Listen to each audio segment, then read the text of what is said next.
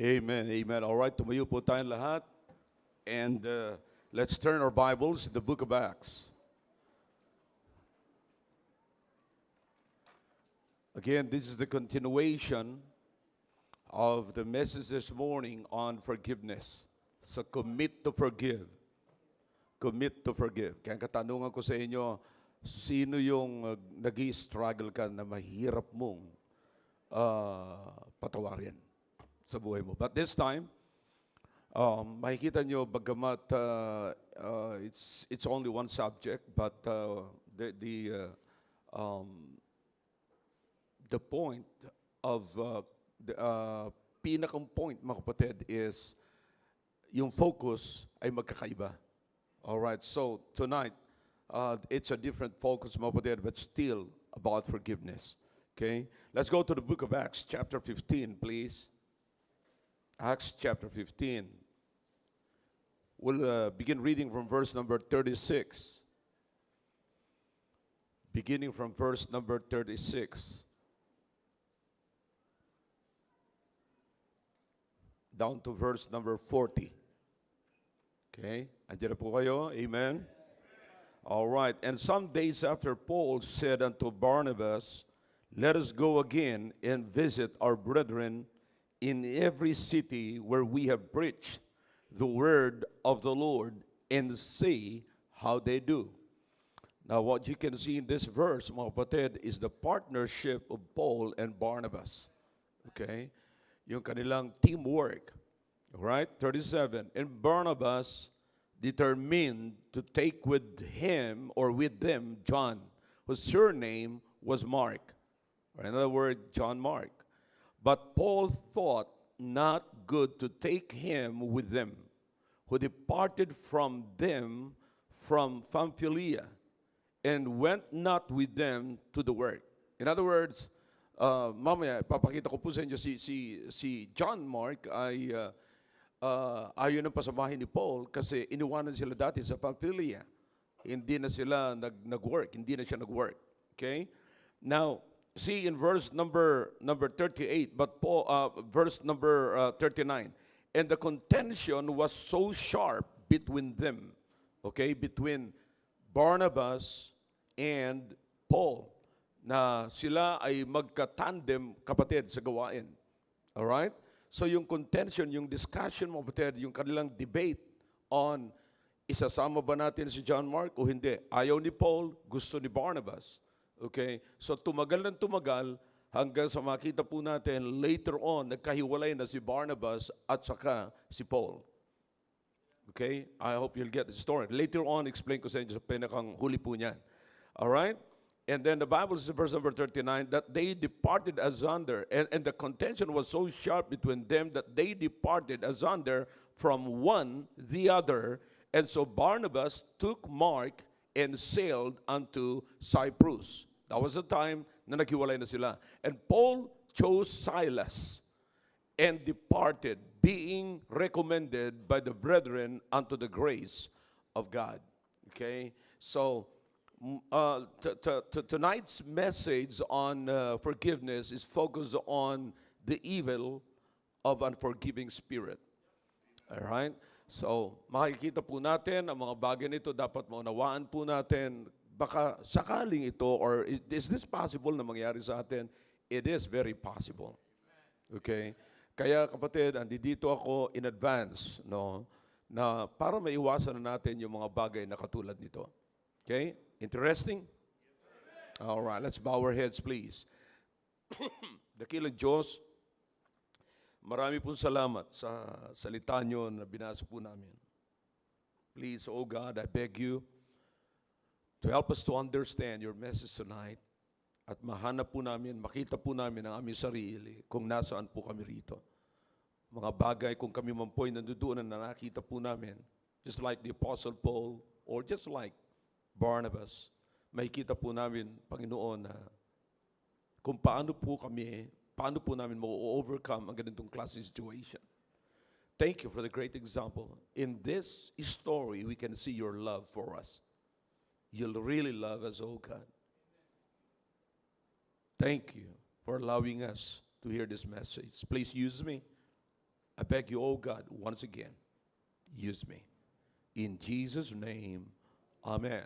All right, thank you. You may be seated in the presence of our God. Okay? I hope lahat po tayo naintindihan po natin ang mga bagay na ito, mga kapatid. Okay? Now, let me show you this story, mga kapatid, para maunawaan nyo kung paano nagkaroon ng contention. Okay? Now, think about this, kasi simple lamang po yung mensahe ngayon. Kung susundan niyo po ang mensahe, napakasimple. Alright? Is everybody ready? Now, the story started from chapter 7. Okay?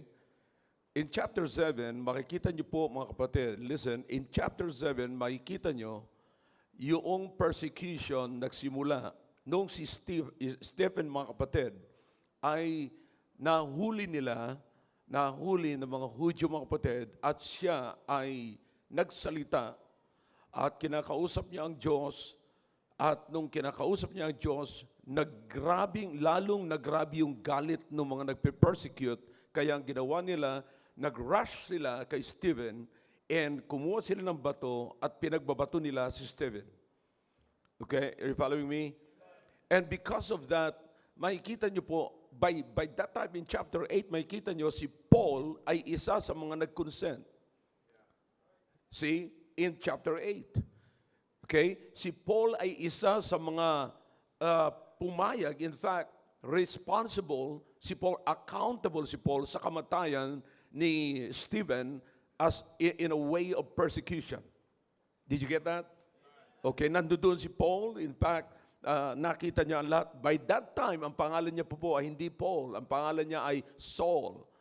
Okay? So, I hope you get that. Okay? And then in chapter 9, makikita niyo, mga kapatid, si Paul ay minit ng Panginoong Jesucristo on his way to Damascus to serve another warrant with something in his mind, in his hand, na pumapayag ang government na siya'y mang-usig ng Kristiyano na nangangaral sa ng Panginoong Jesucristo. Minute na siya doon ng Panginoong Jesucristo. Then after that, mga kapatid, kinausap siya hanggang sa siya ay tinuruan ng Panginoong Jesucristo at sinabi ni Paul sa Panginoong Jesucristo, anong gagawin ko po, Panginoon? In fact, you understand the meeting, marami beses na po natin yan narinig dito, na sinabi ng Panginoong Jesucristo kay Paul, Paul, it's hard for thee to kick against the prick. Okay? Now, sabi ni Paul, anong gusto mong gawin sa akin? Okay, tinuro kay Paul kung anong gagawin, and then pumunta ka sa ganito, ay mag-meet sa iyo, ganyan. Alright? Now, so after that, because of that, mga kapatid, mapapansin niyo po na nagkaroon in chapter 11, mapapansin niyo na naggrabe na yung persecution. Grabe na po yung persecution. That is in chapter 11. Na naging dahilan upang ang mga alagad ng Panginoon ay nag-scattered abroad. In other words, nagkahiwalay po sila na nung nabalitaan nila na si Stephen, mga kapatid, ay namatay na at pinagbabato nila. Ngayon, yung mga tao, yung mga disciples, ay nagkalat na po sila, pumunta na sila kung saan-saan. Pumunta po sila, mga kapatid, sa Phoenicia, Cyprus, and as far as Antioch. But the good thing is, they did not stop preaching the gospel. Sometimes, the Lord Jesus is allowing us to be persecuted kasi masyado na tayong at ease where we are. Diba? Minsan, ganun mga kapatid. Ang persecution, kapatid, is another way of the Lord to push us into a greater level of the ministry. All right? Now, I can still remember, eto mga nasa likuran ko, nandiyan si Brother Al, nandiyan si Brother Roy, wala pa si Makit that time, but, they are witnesses kung saan po tayo nanggaling at kung pagkatapos nanggaling tayo, pinersecute tayo, and then, dinala tayo dito ng Panginoon. You see, the ministry started from a house, mga kapatid, and we were persecuted also. Yeah? So, laging persecution ang dahilan. Kasi ayaw ng Panginoon na mag-relax tayo. Bakit? Napakaraming mga taong kinakailangan maligtas. Napakaraming tao ang kinakailangan makakilala sa Panginoon bilang sariling tagapagligtas. And so that is exactly what happened. So what's happening to us is really biblical. You can trace it in the Bible. And something, aren't you glad na ang nangyayari sa atin ngayon ay makikita natin sa Bible? Come on, talk to me. Yeah. Yeah, I like it. No, tapos ganito na naman tayo karami, mga kapatid. Ganun na, parang nauulit na naman. So may pinapahiwatig na naman ng Panginoon, baka dodoblehin niya na yung number. And by the way, yung number natin sa BNS ay hindi tayo dinoble ng Panginoon. Ginawa pa tayo, mga kapatid, ng doble. Double, triple. You see? But listen, it might be. Yeah, God is working again. Di ba? So this is exactly what happened. The Bible says they went as far as Antioch. They were scattered abroad upon the persecution. When the persecution came, then nagkaroon po ng lumawak hanggang sa mapalayo sila sa Antioch. And there in Antioch, they were called first Christians. Yung mga disciples doon unang tinawag. Okay? So sa madaling sabi, kapatid, nagrabi po ang gawain sa Antioch. So sa lahat ng mga tinakbuhan nila, sa lahat ng kung saan sila pumunta during the persecution, mga kapatid, ang pinakamalayo nilang napuntahan ay Antioch, pero doon naman po sila pinarami ng Panginoon. And then nabalitaan po yan sa Jerusalem, because Jerusalem is where the main church is. They started the work in Jerusalem. Kaya pagka sinabi nyo, saan nagsimula ang Baptist? We started at Jerusalem. Okay? Ngayon, so nabalitaan po yan sa Jerusalem, and so kinakailangan na manggagawa ngayon sa Antioch. Ngayon, nung napakarami ng gawain nung grabe na ang gawain doon sa Antioch, kapatid, nagpadala ngayon ang Jerusalem na magagawa by the name of Barnabas. And then because grabe nga po yung gawain, kailangan ni Barnabas na kapartner. At nung naisip ni Barnabas na mayroong isang tao na masigasig, that time he was in Tarsus. And so, ang nangyari, mga kapatid, sinundo niya ngayon, naisip niya na ang isang masigasig is walang iba kundi si Paul. Alright? So, sinundo niya ngayon si Paul. But this thing, kapatid, ay hindi po ito naisip lamang basta ni Barnabas. Kundi ito ay dictate, kapatid, at assigned and ordained by God. Because the Bible says in chapter 13, if you can turn your Bibles in the book of Acts chapter 13, here's what the Bible says in verse number 2. And as they ministered to the Lord and fasted, so because the work, kapatid, ay lumalago na, so nag-pray sila dahilan sa pangangailangan ng Antioch. So they prayed and fasted about it, and the answer is this. The Holy Spirit said, okay? The Holy Spirit said, separate me, Barnabas, and Saul for the work whereunto I have called them. You see that? Okay? I-separate daw sa kanila si Barnabas at saka si Paul. So, sino ho ang nag-assign sa dalawa na silang dalawa ay magsama? The Holy Ghost. It is God who appointed Barnabas to be the partner of Paul. It is God who appointed Paul to be the partner also of Barnabas para sila ay mapunta sa isang gawain. Alright? So, by that, kapatid, makikita po natin, listen now, follow me carefully, hindi po ako magtatagal dito. Mga ilan lamang babanggitin sa inyo mamaya, and then we'll be dismissed. Okay? Now think about this. Inordain ng Diyos si Barnabas para kay Paul, inordain ng Diyos si Paul para kay Barnabas. So they're tandem, they're partners. Did you get that? Magkasama po silang dalawa. And then, the Bible says here, as we continue to read, kapatid, okay, drop down to verse number 5. Drop down to verse number 5. And when they were at Salamis, they preached the word of God in the synagogue of the Jews. Alright? Nakuha niyo po ako? And they had also John to their minister. Alright? In chapter 15, kapatid, nabanggit din po natin dyan sa chapter 15 kung sino po ang kasama nila. You see, in chapter 13, nakita nyo, follow me carefully, alright? Follow me carefully. Don't miss this. This is important now. Pumapasok na po ako unti-unti. Alright? Now, who is the Apostle Paul? Who is Paul and Barnabas here? Partners. Okay? In-appoint ng Panginoon si Barnabas para kay Paul, in-appoint din ng Panginoon si Paul para kay Barnabas.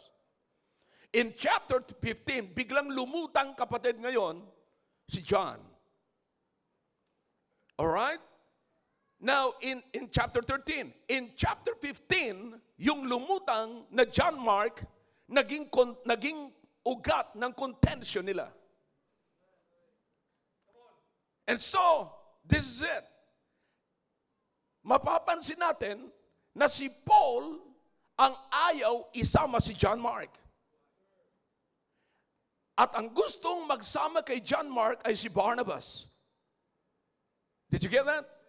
Pero sabi ni Paul, ayaw ko. At yun ang naging dahilan, kapatid, ng paghihiwalay ni Barnabas at saka ni Paul. You see that? So hindi kaya ni Paul, kung si Paul ay may problema, mga kapatid, sa forgiveness, parang katulad din natin na may problema sa forgiveness. Why is that? Because the reason is also in chapter 15. Bakit? Sabi niya, wag nating isama yan si John Mark.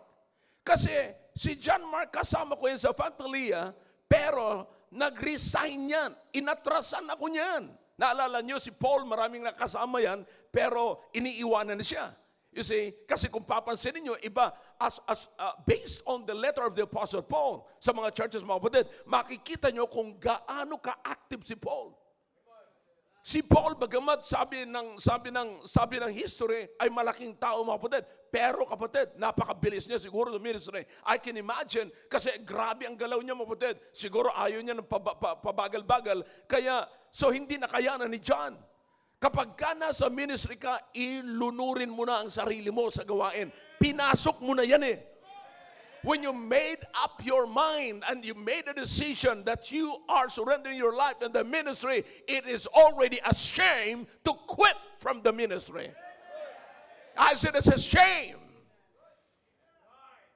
You see, nakakahiya na bawiin natin yung pangako natin sa Panginoon sapagkat hindi lamang nag-fit sa galaw natin. Ang gusto natin, magtrabaho tayo sa gawain ng Panginoon ayon sa kagustuhan ng katawan natin. Pero kung ako, kapatid, nagpapasalamat ako sa Panginoon kung anong hihilingin ng gawain na maging mabilis ako, maging masanay ako sa mabigat, maging stressful yan, masanay ako sa mga gawain na mag-iisip. Boy, I like that. Bakit? Sapagkat hindi ako ganito dati. Ngayon, nalagay na ako sa ganitong klaseng karagdagan na kaalaman, karagdagan na kasibagan. Boy, I'll choose to be in the ministry. I'll choose to be in the ministry. Man, hindi ka surrender sa gawain sapagkat tamad ka. Sapagkat nabibigatan ka. Tanggapin mo yung bigat para makadagdag sa resume mo. Listen, kung hindi kayo magdadagdag ng mga bagay ng kasipagan, ng bagay na pagpapalawak sa isipan, pabawas ng pabawas ang resume mo. You understand what I'm saying? If you quit kasi nabibigatan ka, bawas na yun sa resume mo. Alin mas maganda? Madagdagan ang resume mo, humaba ang resume mo, umikse ang resume mo. Come on, talk to me if you can. And so exactly, that's what happened. Sabi ni Paul, no, huwag natin isama yan. Kasi, tamad yan. Kung kumilos ay parang kumilos.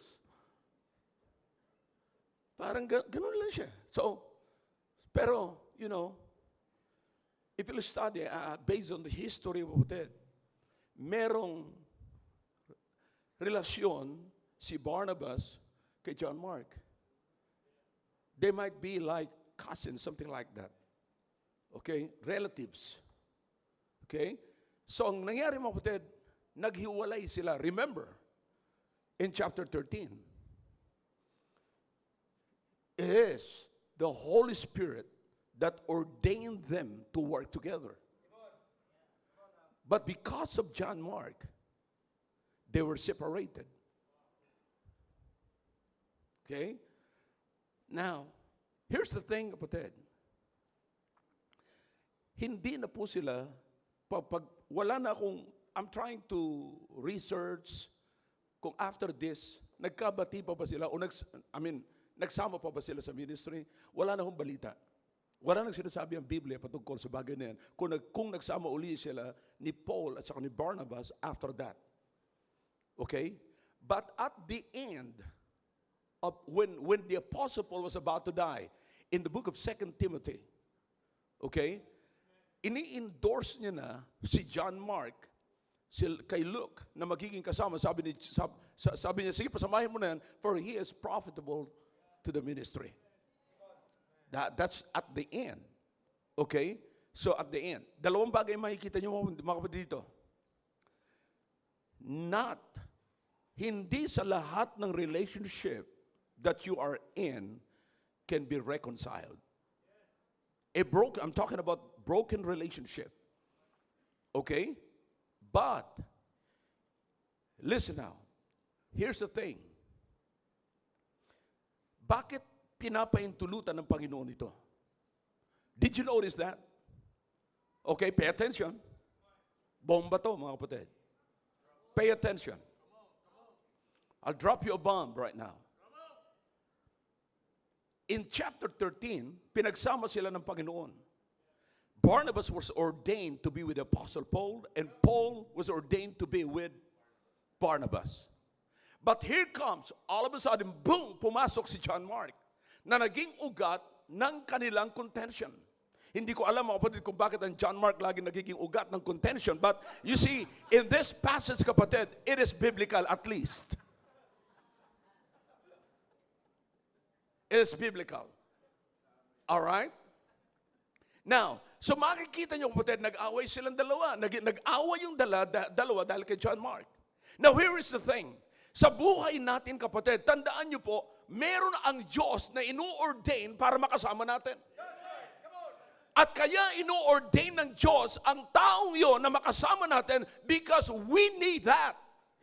We need them. We need him. We need her. Kailangan natin. May pinagagawa ang Diyos sa atin na dapat natin gawin. Pero hindi natin magagawa yon without that person that God, whom God assigned for you and for me. You see?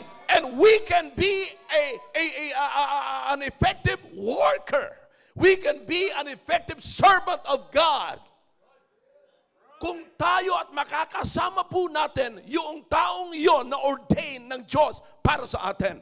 Subalit mga kapatid, nauunawaan natin, I hope you will admit this, na may mga tao na pinapayagan natin na sumali sa atin kahit hindi inordain ng Diyos. And that's where contentions begin.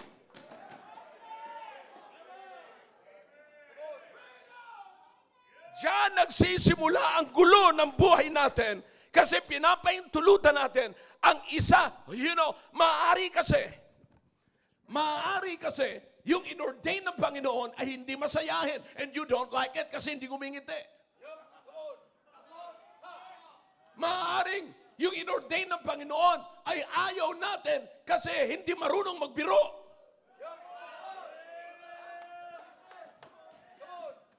Maaaring i-ordain ng Diyos na makasama natin, wala nang ibang ginawa kundi magbasa ng Bible at manalangin at kakausapin ka lagi ng spiritual. Wala man lang kantang country road.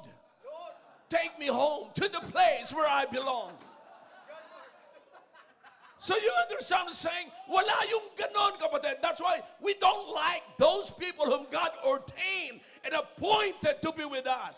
So what happens now is we allow people na masaya. Ito masaya, ito isama natin. Kaya napapansin niyo mga kapatid, may kasama ka na, naghahanap ka pa ng kasama. Come on, talk to me if you can. Yeah, sasabi, pwede bang isama natin si ano? Sinong si ano? You see, sino yung si ano? Yan yung hindi inordinahan ng Panginoon na hindi naman siya, wala siyang kinalaman sa gustong mangyari ng Diyos sa buhay mo. Pero gusto mo lamang maging masaya yung journey mo, kaya sinama mo siya. And so God allows contention. God allows trouble. God allows this kind of trouble, kapatid, upang mailayo at magkaroon ng segregation. Okay? Para mailayo yung taong pinaintulutan mo na sumama sa iyo. By the name of John Mark. Kapatid, huwag kang malulungkot kung si John Mark ay nawala sa buhay mo. I mean, I'm talking about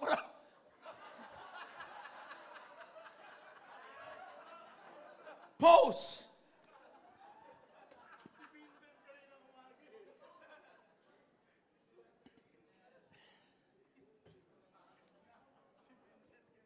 I don't mean anything about it, but I'm talking about the biblical name here. Kayo mga marurumi ang isip ninyo, no, you better shut up. And so, Barnabas allowed John Mark na hindi naman kasama sa listahan ng Diyos. Sabi ng Panginoon, ang kailangan mo si Paul. Bakit nasasama mo si John Mark? Sabi ni Paul, wag yan, pang-abala yan. Kinakailangan, give him time to mature. That's why at the end of his life, almost at the end of his life, kinument niya na si John Mark. Alright? So you understand, babalikan mo rin si John Mark, kaya lang mamamatay ka na. But that's the point right there. But here's the thing. Sino yun? Alright, listen now. Here's the thing, kapatid. May mga pinapahintulutan tayo na makialam na pumasok sa buhay natin na hindi natin kailangan. Kaya ngayong gabi, let me ask you a question. You ready? Sino ang inaakala nyo ngayon, nakasama nyo ngayon na appointed ng Diyos sa buhay ninyo?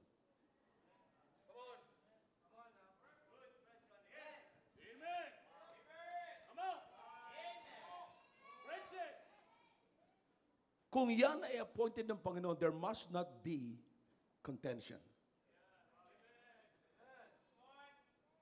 Bakit lalo yata naging magulo at complicated yung buhay mo nung may dinagdag ka? That's not me. That's the Bible. I hope you get that. You see? Now, ganun lamang po ang iniisip po natin, mga kapatid. Kaya nga po, hindi sa lahat ng relationship, broken relationship, ay nare-reconcile ang lahat. Bakit? Kasi ang intention nga ng Panginoon, alisin yun eh.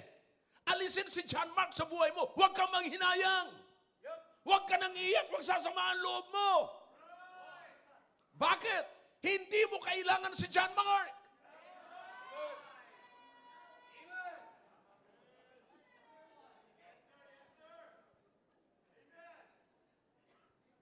Hasil, hindi mo siya kailangan. Ang kailangan mo, yung in-appoint ng Diyos sa buhay mo, kasi ang gusto mangyari ng Diyos, ma-fulfill yung assignment mo na binigay ng Diyos sa buhay mo. And to fulfill that assignment, you need somebody, another appointed person to be with you. And by that association, mga kapatid, alam po natin, listen, you try to study lahat. Ang mga ginawa ni Barnabas sa buhay ni Paul. Marami hong naitulong si Barnabas. You check it in the Bible. Pagdating sa partnership, ang dami nila. He was encouraged by Barnabas. Marami hong ginawa si Barnabas sa buhay ni Paul. But because of John Mark, kapatid, sabi ng Panginoon, hindi mo kailangan yan. This time, Ang gawain ay napakahalaga, ang gawain ay napakalaki, ang gawain ay napakabuti. Kailangan mo ng totoong katulong mo. Listen, wag mong laruin ang buhay mo. Mahalaga ang buhay mo. Kailangan mo ng appointed ng Diyos sa buhay mo. You understand that? Wag kang mamili na sapagkat siya'y masaya. Wag kang magpili sapagkat siya'y palabiro. Wag kang magpili sapagkat siya'y may pera. Sapagkat siya ay may ganito. Listen, nasusunod yung gusto mo. No, that's not the issue here. The issue is, was he appointed by God?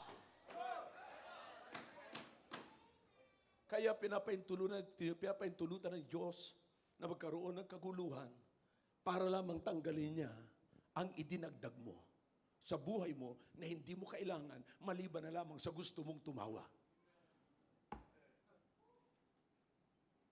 You understand? Mabuti, maliban lamang sa gusto mong may kikilitay sa iyo balang araw. The very purpose of that one na hindi na point ng Panginoon. Kaya mo siya pinick up sapagkat gusto mo na merong kang titignan, merong magpupuri sa iyo, merong magtatapik sa likuran mo, merong magpapakain sa iyo, merong magbublowon sa iyo, merong kang makakasama pagka ikaw naghahanap ng kasama. You see, bakit? Sometimes yung in-appoint ng Panginoon sa buhay mo ay you feel like bored. Most of the time, if you are not spiritual, you don't want to talk with the spiritual. Come on, talk to me if you can. That's why pagka merong spiritual, boring na. Yeah. So you understand that? So the next thing na makikita nyo mga kapatid dito is this. Okay? I hope you're still following me. All right? You cannot rush restoration. That is exactly what happened to John Mark. That is exactly what happened doon sa samahan po nila. Nagkaroon ng problema si John Mark kay Paul, iniwanan siya sa Pamphylia, pero makikita niyo mga kapatid, before he died, the relationship was restored. Take John Mark. Why? Because he's profitable to the ministry. So you understand that? But it's not a rush. Hindi po rush, kapatid, ang restoration mo, kapatid. You see,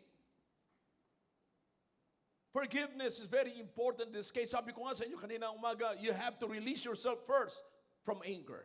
Amen. That's the first step. Huwag mo nang hintayin na maging apologetic pa yung mga nagkasala laban sa iyo. No, ikaw na ang gagawa ng hakbang. The first step, your first step, is to release your anger. All right? Now, here's the thing. Kapag dapat yung maunawaan, kinakailangan dapat babalik tayo sa pagpapatawad sa mga taong nakasakit sa atin. But listen to me now, huwag mong kakalimutan yung sinabi ko sa iyo. Tignan mong mabuti kung sino ang in-appoint ng Panginoon sa buhay mo para malaman mo kung sino ang nagkamali sa iyo. Minsan kasi pag nagkamali, kapatid, listen now. Here's the thing. Kaya insist ni Barnabas, no, isama natin si John Mark. Sabi ni Paul, no, hindi. Ay kung ayaw mo, di walay ako. Sige, lumayo ka na, ayaw ko na sa'yo. Sige. But listen, here's the thing na hindi po na-realize ni Paul. Because of his unforgiving heart, unforgiving spirit, that unforgiving spirit caused him to lose other productive relationship in his life. By the time that he was with Barnabas, his life was very productive. That's why. Bakit productive, mga kapatid? Because Barnabas was appointed by God to accommodate or to be with the Apostle Paul. Yun ang assignment ni Barnabas. You see, ang Diyos ang nag-assign sa kanya. So kaya productive yung buhay ni Paul kasi may kapartner siya na in-appoint ng Diyos. Kaya makita nyo, nung naghiwalay sila, kapatid, listen, ang nawawala kay Paul ay hindi lamang, kapatid, si Barnabas, but the opportunity to be with someone na naging productive yung kanyang buhay. Naunawaan niyo po yun, mga kapatid. Maraming nagawa si Barnabas sa buhay ni Paul. Pero this time, napahiwalay siya sa isang tao na makakatulong sa kanya na maging productive ang buhay niya. Now, listen, study carefully pagka meron kang unforgiving spirit. Pag meron kang unforgiving spirit, the evil result of that is you're losing someone that will make your life productive. Study carefully. Huh? Minsan ang iniisip lamang po natin, mga kapatid, yung mga tao, natatakot tayo kasi may pleasure tayo. Napapasaya tayo, nabibiro tayo, nagaganito tayo. Pero ang tanong ko, anong nadagdag sa idea, sa buhay mo? Anong naging dahilan para naging productive ka ba nung kasama mo siya? Huh? Sometimes you are in a relationship just for the sake of relationship. And it's so sad that after relationship, you are chasing a relationship that you cannot get anything. Aside from relationship. That is a stupid idea, brethren. I say again, that is a stupid idea. Kung kaya ka may relationship just for the sake of relationship and you are not getting anything from it and your life has never been productive, forget that relationship. Because one thing I know, he is or she is not appointed by God in your life. You think ang Diyos, listen to me now. Listen to me now. Here's what the Bible says. 2 is better than what? 1. That's what the Bible says. 2 is better than 1. But what is better in your life nung nakuha mo at nakasama mo siya? O hindi niyo naintindihan? Anong iginanda ng buhay mo? Sabi ng Biblia, mas maganda ang dalawa kaysa isa. Ngayong may kasama ka, nagkaroon ka ng relationship, anong naidagdag sa buhay mo? Anong naging maganda sa buhay mo nung nagkaroon ka ng relationship? Study carefully. Now, if there is nothing that is getting, improving in your life, quit from that relationship. Because 100%, that's not ordained by God. Quit, I say, quit from that relationship. It might hurt you, but quit. Why? Because there is nothing in your life that is improving. Ako'y naniniwala, kapatid, kapag ka ang Diyos ay nagpadala, mag-i-improve ka. Mag-i-improve ka. Si Paul, si Joshua, ay hindi naging ganun si Joshua not until Moses came into his life. See that? Napakarami mga partners, kapatid. Si Elisha, hindi magiging ganun ka-powerful not until Elijah came into his life. You remember their life, mga kapatid? Their partnership. See that? Kapatid, may mga pagbabago. Kaya ang gagawin ng Panginoon, iaalaw ng Panginoon na magkaroon ng contention sa inyong relationship para alisin ng Panginoon yung dinagdag mo na hindi niya inordain sapagkat hindi mo rin siya kailangan sa gustong mangyari ng Diyos sa buhay mo. Alright? Now listen, anong nawala kay Paul, mga kapatid? Because of his unforgiving spirit. Productive relationship. Nawala sa kanya. Naging dahilan yun para mawala sa kanya isang productive relationship. My question is this. Are you ready? Is your relationship productive? Are you in a productive relationship right now? Huh? Are you in a productive relationship right now? See? So, mga kapatid, makikita nyo, inalis ng Panginoon ang part na yun. Alright. Hindi dapat pumasok si John Mark. In other words, nagulo yung samahan nilang dalawa ni Paul sa ni Barnabas dahil kay John Mark. In another one, mga kapatid, makikita natin that the unforgiving spirit is also a clear indication that you need to be forgiven too. Because here's the thing. Here's the thing. Okay? God commanded us to forgive. You try to read the Sermon on the Mount. Try to read that. Mula Matthew chapter 5 hanggang chapter 8, makikita niyo mga kapatid, na ang command ng Panginoon is forgive them that despitefully use you. In other words, forgive them that abused you. Forgive them that do not respect you. Forgive them. We're commanded to forgive, kapatid. But just imagine, pag hindi ka nag-forgive, mga kapatid, pag hindi ka natutong mag-forgive, sino ang dinidisobey mo? So in other words, kapatid, paano kang ipo-forgive ng Panginoon na ikaw mismo may unforgiving spirit? At kung meron kang unforgiving spirit, kinakailangan mo ng forgiveness. Kaya nais kong sabihin sa lahat na lahat ng ayaw mag-forgive, kailangan mo rin ng forgiveness. Is that clear? Akala natin mga kapatid, tayo lamang ang kailangan ng tao kasi yung ibang tao nakasakit laban sa iyo, nasaktan ka. But listen, ang kailangan mo ngayon ay kapatawaran din kasi hindi ka rin marunong magpatawad.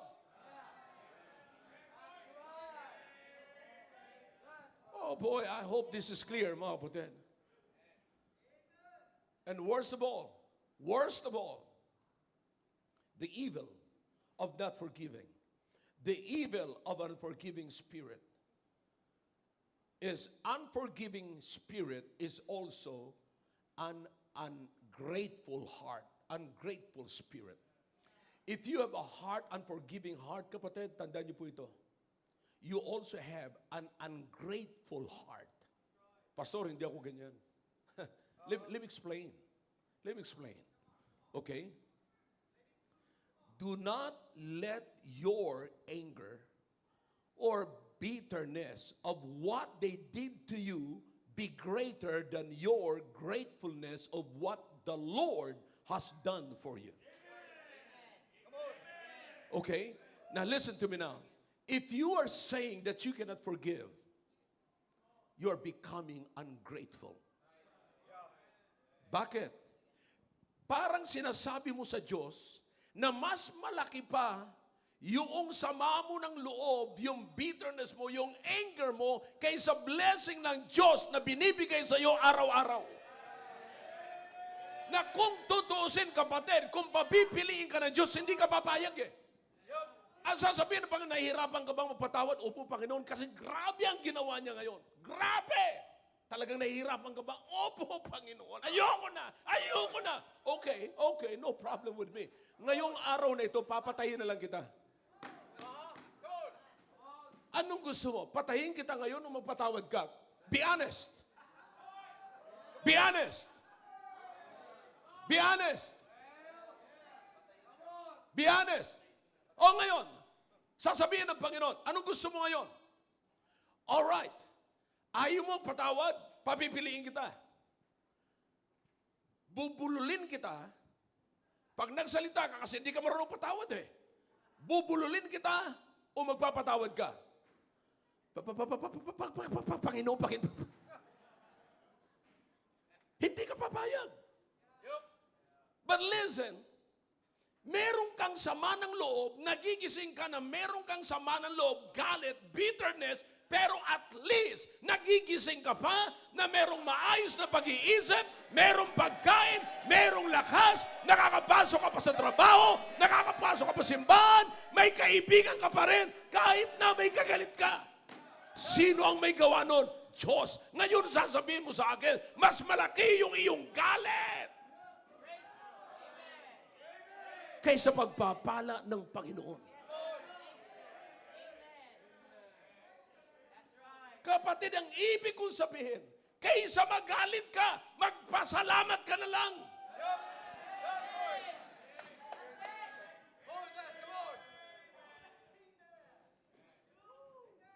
Their offenses, I said their offenses will never be greater than God's blessing in your life. Never. I don't know about you, but think about this tonight. I-consider niyo po mga kapatid. Let's make my statement clear by asking you a question in spite of what they did. Okay? Let me ask you a question. Ready for the question? All right? Hindi pa ho tapos ang lecture, pero kapatid, mag-quiz muna tayo. Okay. My first question is this. Sa kabila, kapatid, ng nasasaktan kanila, sa kabila ng mga sinasabi nila laban sa iyo, sa kabila ng ginawa sa iyo ni John Mark, my question is this. Has the Lord been good to you? Okay. Hep, hop, hop. Walang kopyahan. Walang kopyahan ng sagot. Sa kabila ng ginawa ni John Mark sa iyo, tanong, may ginawa pa bang mabuti ang Diyos sa buhay mo? Walang kopyahan. Walang kopyahan. Walang kopyahan. Okay? Huwag ka rin mo kong kopya. Exempted ka sa exam.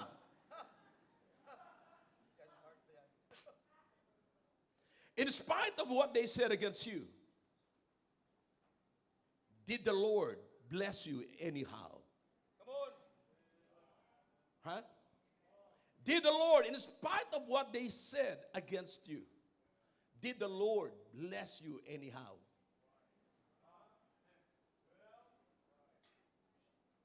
Huh? All right. Walang kopyahan. Tingnan natin kung sino mga ka-perfect ngayon. All right? In spite of how much did hurt you, did God make a way anyhow? I said, did God make a way anyhow? Huh? Sa kabila ng sakit na dinanas mo at nasaktan ka, may ginawa ba ang Diyos? Ang Diyos ba'y gumawa o gumagawa ng paraan para makalabas ka sa hapdi na yan? Well, sasabihin natin, parang wala pa sa... No, gumawa na ang Diyos, ayaw mo lang lumabas. Kasi sabi ko nga kaninang umaga, mas gusto mo ang kalagayan na ikaw ay galit kasi sa isip mo may karapatan kang magwala. That's right. That's right. That's right. Come on. May karapatan ka na sasabihin ng kaibigan mo, unawain natin siya. May karapatan ka na sabihin, okay lang, unawain natin siya kasi may pinagdadaanan yan. Ang tanong ko sa iyo, kapatid, gaano kahaba ang dinadaanan mo? At gaano pa kalayo ang pupuntahan mo? Forgiveness is not a destination, but a journey. Why don't you try to make one step? And your first step is to release yourself from anger that you are keeping in your heart right now.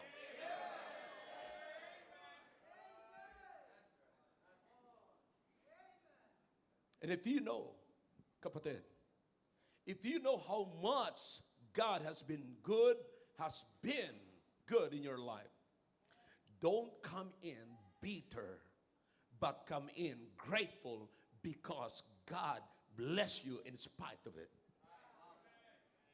Nakita mo naman pinagpala ka ng Diyos. Nakita mo naman. Nakakabihis ka pa, maayos pa ang bihis mo, maayos pa ang kinakain mo. Huwag ka nang pumunta kung saan-saan, maghahanap ka ng comfort. Listen, ang comfort nasa harap mo na. That's right. Huwag ka nang maghanap ng comfort kasi ang Panginoon ang mag-a-assign ng comforter mo. And that your way will become productive again. How do you like it? Magiging productive na naman ang iyong pamamaraan. Magiging productive na naman ang iyong buhay, mga kapatid. Listen, I'm simply saying that their hurt cannot hinder and stop God's hand for blessing you. Anumang pain meron ka, anumang hapdi meron ka, anumang frustration meron ka, anuman ang ginawa sa iyo, anuman ang sinabi sa inyo, hindi nila kayang pigilin ang kamay ng Diyos para pagpalain ka uli. Walang pwedeng makapigil sa Diyos sa gagawin ng Diyos para sa iyo. See that? Ano pipiliin mo, magmukmuk? Saan ka pupunta? Maghigante? Listen. Sana tapos ka na dyan. Hey, it's time to learn to forgive what you cannot forget and what you cannot forgive. I said it's time to forgive what you cannot forget and what you cannot forgive. It's time. Lastly, it's funny, but this is true. You ready? An unforgiving heart makes you an unattractive person.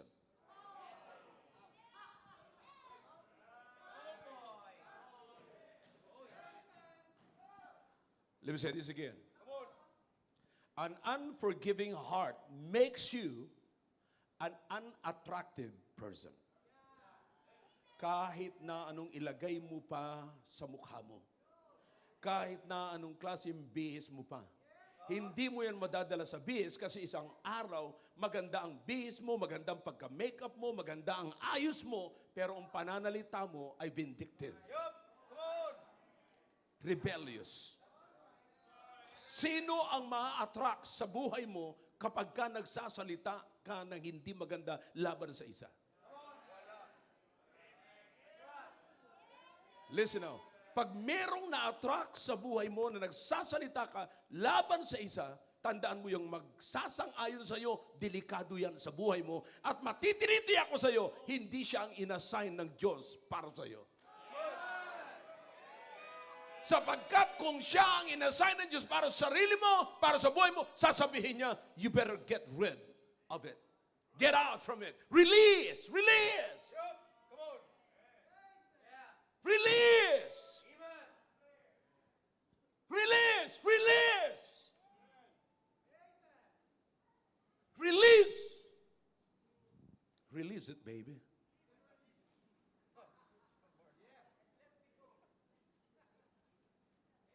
Yeah. Tagalogin natin. Pangit ang laging galit at may laging may kagalit.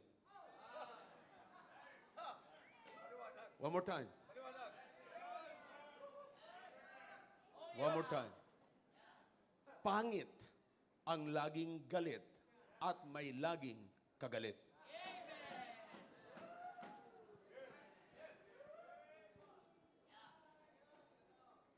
Well, listen to me now.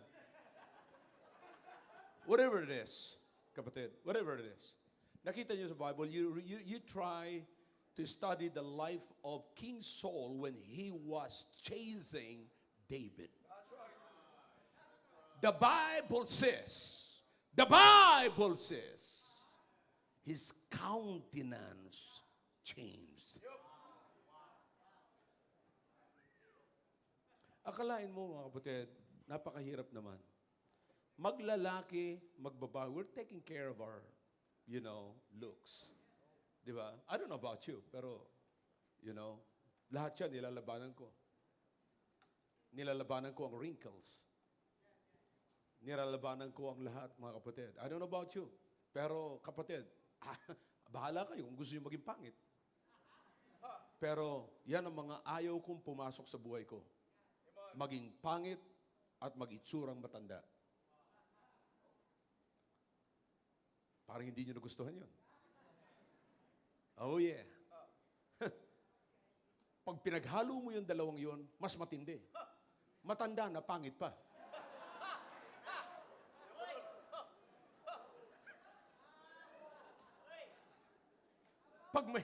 Paglalapit ka, ito na yung matandang pangit, oh.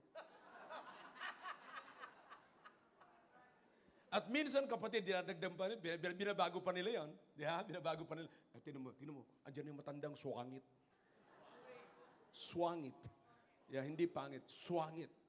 Kasi yung bang lagi na lamang, ano naman yan? Ano naman lagi niyo dyan? Ano ba yan? Kasi, parang ganun ba mga kapatid? Lagi na lamang, lagi na lamang pasinghal. If it's not his subject or his, creation or whatever, basta kung hindi siya ang pasimuno niyan, mali yan. Dapat laging siya ang pasimuno. Kung hindi siya ang nag-initiate ng project, mali yung project na yan. Ang tawag doon, kapatid, ay swangit. See? So you understand, mga kapatid? Now listen to me. The Bible is very clear about this. Those are the evil of unforgiving spirit. Kaya ang tanong ko ngayon sa inyo, sino again ang nahihirapan ka? You see, the Apostle Paul, meron siyang problema. But it takes time. Sabi ko kanina sa inyo, mga kapatid, sa panahon ni Joseph, it takes time. Si Joseph, tinago niya. Alam ko, merong namumuo sa kanya, merong nagkakaroon, nararamdaman niya yung ganong klaseng problema. Meron siyang hirap para patawarin ng isang tao. But you know what? Inaral niya ng mabuti, tiniis niya. Just like Joseph. He controlled his emotion. Paglabas niya, lumabas siya nung nakokontrol niya na yung kanyang emotion. Listen now. Sino man sa atin dito na na-offend? Sino man sa inyo rito nasaktan? Sino man sa inyo rito ang may John Mark, nakaranas ng John Mark sa buhay ninyo? I don't know. Now listen. Listen now. Kahit sa papaano pamaraan, lahat po tayo merong John Mark. In other words, hindi kasama sa buhay natin, pero kinuha natin. Para lamang meron tayong kunting kasiyahan pansamantala.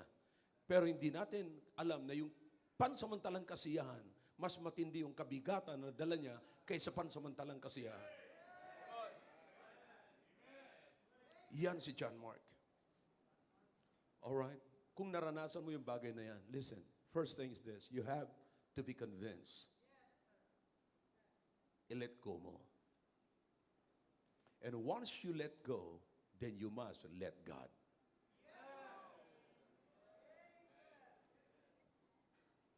Let go and let God. Listen now. Here's the thing. Saan ka nahihirapan ngayon? Nauunawaan ko lagi yan, mga kapatid. Tao rin po ako, pastor po ako, pero tao pa rin ako na mayroong puso't damdamin ang mamatay ng dahil sa iyo. Listen.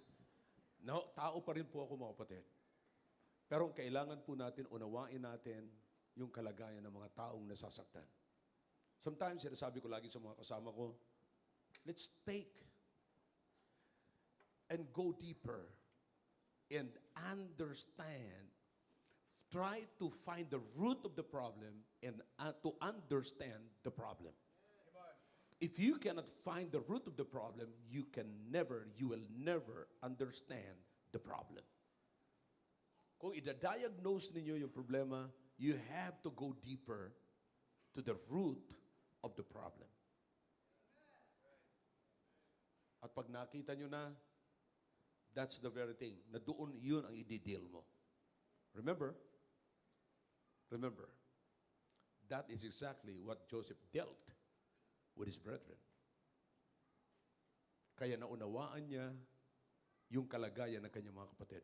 Kaya madali siyang mag-release ng kanyang anger. Look at this. Nasaan ka ngayon? Ito ang tanong. Mas malaki ba yung anger mo kaysa blessing ng Panginoon? Mas malaki ba yung anger mo sa protection ng Panginoon sa buhay mo? Ano yung pinaghihimatok mo pa? Na hindi mo na halos makita yung pagpapala ng Diyos. Looks like the problem now is greater than the blessing. Na kailanman sabi ko nga sa inyo kanina sa Sunday School, you cannot outgive God kahit na gaano pa kalaki ang ibigay mo. Hindi mo ma-outgive ang Panginoon. Mas malaki pa rin ang binibigay ng Diyos kaysa iyo.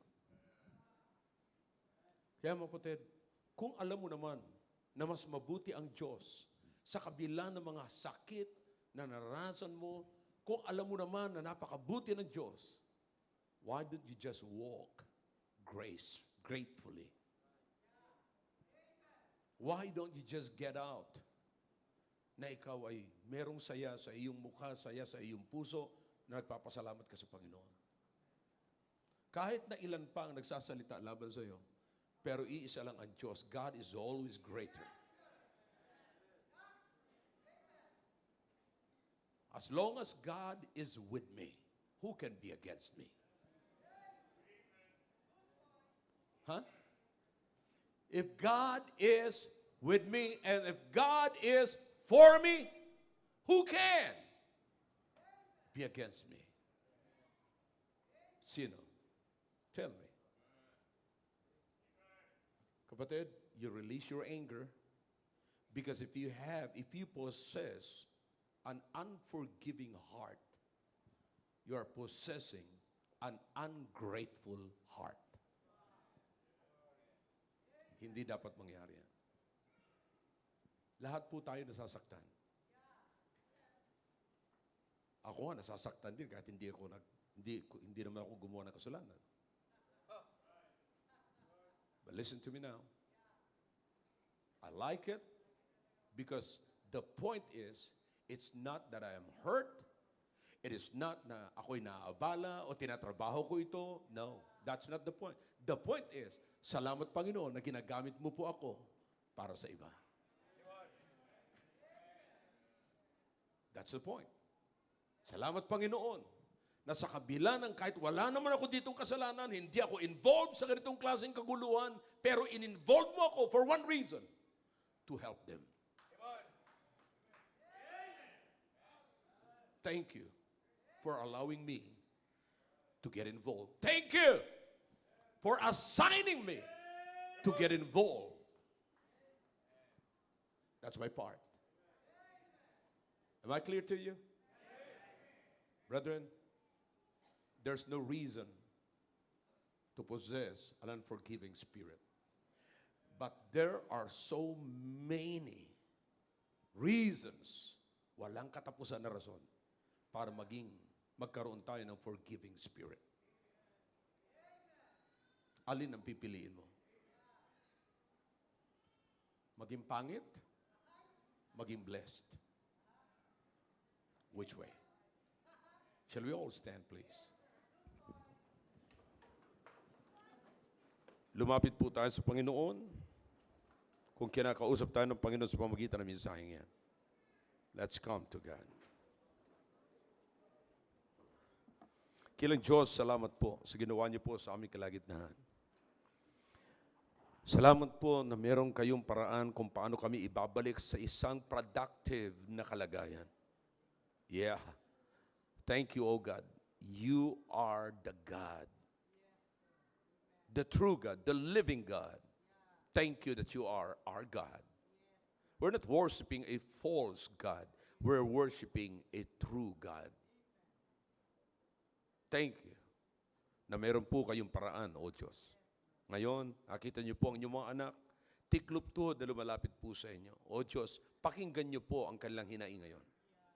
Ano man ang gusto po nilang ilapit sa inyo, O Diyos, nakikiusap po ako, bigyan niyo po ng kasagutan. Let them feel, when they get out from this building, O God, that everything that they kept in their hearts, O God, will be released tonight.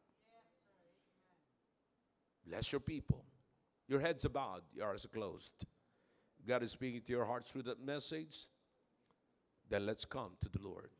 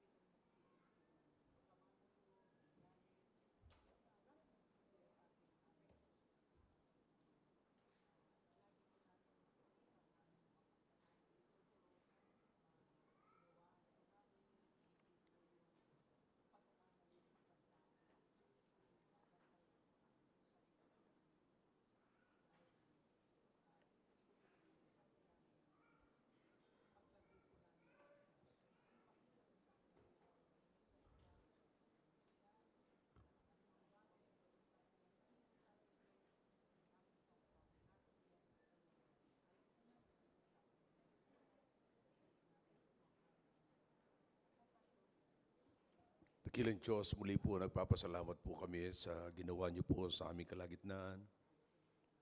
Tunay o Diyos na napakabuti niyo. Wala po kami, Panginoon, na pwedeng sabihin pa na hihigit pa na kami ay magkukommit. Mag-a-agree kami at anumang agreement na meron tayo, Panginoon, we will put it into action. There's no reason not to do that, O God, because of your greatness in our life, because of your faithfulness in our life. Thank you, O God, for once again allowing us to hear this message. Wala na po. I believe kung amin pong nanamnamin ang mga bagay na ito, lahat po ito, O Diyos, ay magkakaroon ng bunga sa buhay po namin at lalabas po kami rito na masaya. Sa araw-araw na aming pagising, wala na ho kaming mararamdaman hapde sapagkat ang tinik ay nabunot na. Pagpalain niyo po ang bawat isa ngayon. Salamat sa narinig po namin. Sa pangalan po ni Jesus. Amen. All right, thank you. Back to your seats, please. Well, I hope you got something and you understand something from this message. Amen. Amen. Amen. Amen. Amen. What a great time, you know. Alam nyo, mga kapatid, ako personally, ang kasiyahan ko sa buhay ko pagka meron akong katotohanan, bagong katotohanan na nalalaman. Oh, yan ang napakaganda. At bawat katotohanan na ating nalalaman, naririnig, mga kapatid, ay protection po natin yan. Okay? All right, we will ask the ushers to please come and we'll have a